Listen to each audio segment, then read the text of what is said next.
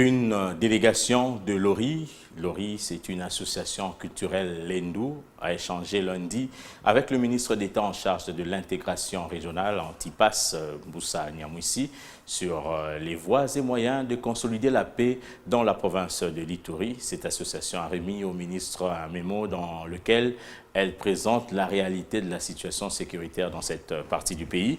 Ce document confirme notamment une certaine accalmie observée dans la province, placée, comme vous savez, sous état de siège il y a cela 2 ans.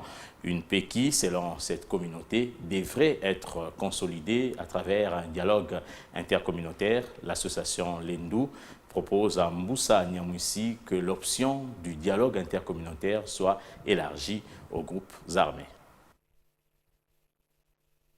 Cette visite, au départ de courtoisie de l'ambassadrice américaine en poste à Kinshasa, a ouvert une brèche sur la situation sécuritaire dans l'est du Congo-Kinshasa avec le déploiement dans les prochains jours de la force de la SADC pour la communauté de développement de l'Afrique australe. Cette force constitue une efficiente réponse régionale pour soutenir la RDC dans ses efforts de restauration de la paix.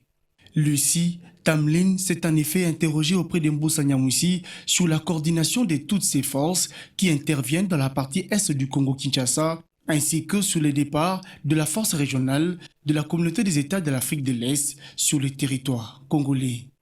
La diplomate américaine a préconisé la poursuite du processus de Luanda, dont la feuille de route apporte une voie de sortie à la crise à l'est de l'RDC. La recherche pour la paix durable dans la région, l'importance d'avoir toutes les voies actives, la voie sociale, économique, mais aussi politique.